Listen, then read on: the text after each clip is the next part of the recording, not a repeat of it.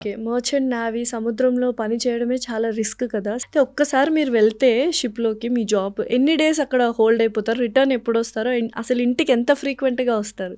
Monthly frequent అనేది రాగలవా? ఉండదు అసలు. ఫ్రీక్వెన్సీ ఉండదసలు. ఉండదు అసలు. ఫ్రీక్వెన్సీ చాలా దూరంగా ఉంటాం మేము. ఓకే. లైక్ మేము వన్స్ మాకు అగ్రిమెంట్స్ మీద వెళ్తామనమాట. 9 మంత్స్ ఉంటాయి, 6 మంత్స్ కాంట్రాక్ట్ బేసిస్ ఉంటాయి. హ్మ్. సో వన్స్ మేము షిప్‌లోకి ఎక్కాక 9 మంత్స్ తర్వాతనే వస్తామనమాట. 9 మంత్స్ అని చెప్తారు మాకు. ఆల్వేస్ మనం ప్లస్‌లోనే ఉంటామనమాట. 10 మంత్స్, 11 మంత్స్ అలానే వస్తాయి. ముందెప్పుడు దించరనమాట. 10 మంత్స్ ట్రావెల్ చేస్తారు మీరు 10 మంత్స్. షిప్‌లోనే. మళ్ళీ రిటర్న్ వచ్చిన తర్వాత ఎన్ని మంత్స్ మీకు ఆఫ్ వ అనేది ఉంటుంది? మాకు 3 మంత్స్ ఆఫ్ ఉంటది. ఆఫ్‌లో సాలరీ ఉండదు. అవునా? 3 మంత్స్ ఉండొచ్చు. 1 ఇయర్ మీరున్నా సాలరీ అనేది ఉండదు కాబట్టి మీరు ఎన్ని నెలలైనా ఉండొచ్చు. బట్ అది సో చాలా కష్టం. అన్యాయం అనిపిస్తుంది. మరంతే మరి. కష్టమే కదా! కొంచెం కష్టమే. ఎందుకంటే ఇప్పుడు 1 ఇయర్ ఉండిపోయానుకో అసలు నీకు సాలరీ ఇన్‌కమ్ అనేది ఉండదు. మళ్ళీ హ్మ్. వెళ్తేనే అక్కడ ఉన్నప్పుడే సాలరీస్ అనేవి వస్తాయన్నమాట. 10 మంత్స్ అంటే చాలా ఎక్కువ పీరియడ్. యూజువల్‌గా కమ్యూనికేషన్ గానీ, సముద్రంలో నెట్ ఉండదు, సిమ్ ఉండదు, ఏముండదు. ఓన్లీ శాటిలైట్సే. ఒకప్పట్లో మీరు జాయిన్ అయినప్పుడు అస్సలు చాలా అరుదుగా ఉండేది. ఎలా ఉండేది కమ్యూనికేషన్ ఇంట్లో నేను వాళ్ళతో? జాయిన్ అయినప్పుడైతే పూర్తిగా ఇంటర్నెట్ అనేది అసలు లేదనమాట. అసలు ఫెసిలిటీ హుహు. లేదు. మాకు కాల్స్ ఉండేవి నార్మల్‌గా. షిప్‌లోనే శాటిలైట్ కాల్ ఉంటది. ఓకే. దాన్ని మేము కొనుక్కోవాలనమాట. లైక్ $20, $30 అని కొనుక్కోవాలి. సో అవి కూడా ఒక 17 మినిట్స్, 15 మినిట్స్ అంతే దొరుకుతది.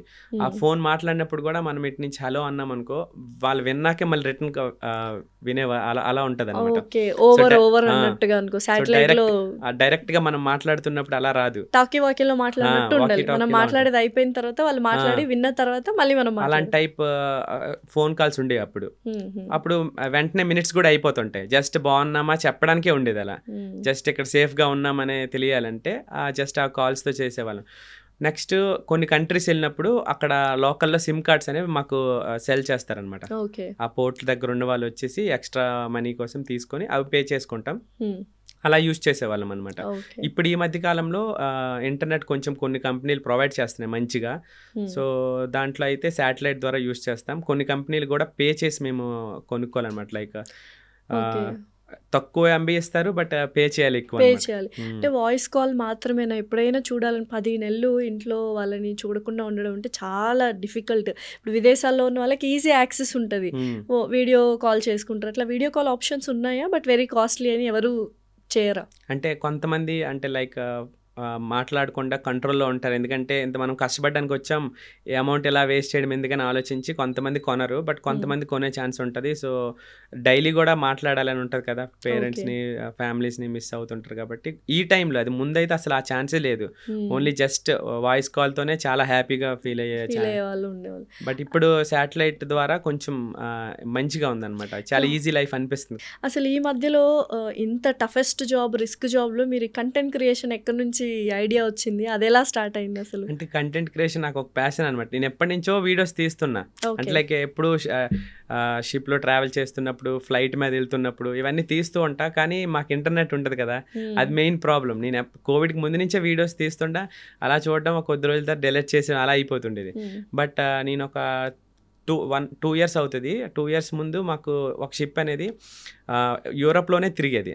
ఓకే. ఎవ్రీ 2 డేస్‌కి పోర్ట్ వచ్చేది. హ్మ్. సో దానివల్ల నేనేం చేశానంటే ఈ సిమ్స్ అనేవి ఉంటాయి కదా! ఆ! నార్మల్‌గా. ఈ సిమ్స్ ద్వారా ఇటలీ ఆ కంట్రీస్ దగ్గర దగ్గర తిరిగేవి. ఆ సిమ్స్ కొనుక్కొని ఇంటర్నెట్ అనేది నేను వేసుకొని ఈ వీడియోస్ ఓకే. అప్పుడు తీయడం స్టార్ట్ చేశానన్నమాట. ఓకే. నాకదే డౌట్. అసలక్కడ నెట్ ఇష్యూస్ ఉంటాయి, ఏముండవు. ఇక్కడే ఒక్కొక్కసారి ఇన్‌స్టాలో ఒక రీల్ అప్‌లోడ్ చేయాలంటే తలా తునకలు అవుతూ ఉంటాము.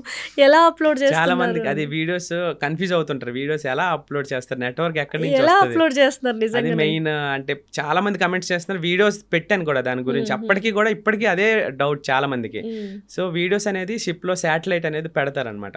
ఓకే. సో శాటిలైట్ నుంచి సిగ్నల్స్ తీసుకుంటది.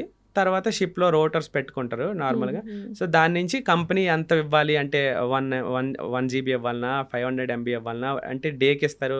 కొన్ని కంపెనీలు మంత్‌కి 1 జీబీ ఇచ్చేవాళ్ళు ఉంటారు. కంపెనీపై డిపెండ్ అయ్యి ఉంటది. మంత్‌కి 1 జీబీ అంటే ఏం మాట్లాడి హలో బాగున్నావా? అని పెట్టేయాలి. అలా అలా ఉన్నాను అనే ఒక ఇన్ఫర్మేషన్ షేర్ చేయాలి అంతేనా? అలాంటప్పుడు మనం వీడియోస్ అప్‌లోడ్ చేయడం ఎలా అవుద్ది? అస్సలు ఛాన్సే లేదు. ఆ! ఒకవేళ మనకు ప్యాషన్ ఉన్నా మనకు అసలు అక్కడ ఈ ఫెసిలిటీస్ ఉండవు కదా! ఫెసిలిటీస్ ఉండవు. సో అలా పెట్టడానికి కుదిరేది కాదు. బట్ హ్మ్. లాస్ట్ 2 ఇయర్స్ ఇయర్స్ ముందు ఆ షిప్ నాకు చాలా అంటే హెల్ప్ అయిందనమాట ఈ కంటెంట్ ఓకే. క్రియేషన్లో రావడానికి. హ్మ్. ఇప్పుడు నేను కార్గో షిప్స్ నుంచి క్రూజ్ షిప్స్కి వెళ్ళిపోయా. ఓకే. అక్కడ ఇంటర్నెట్ ఫెసిలిటీస్ చాలా ఉన్నాయి అనమాట.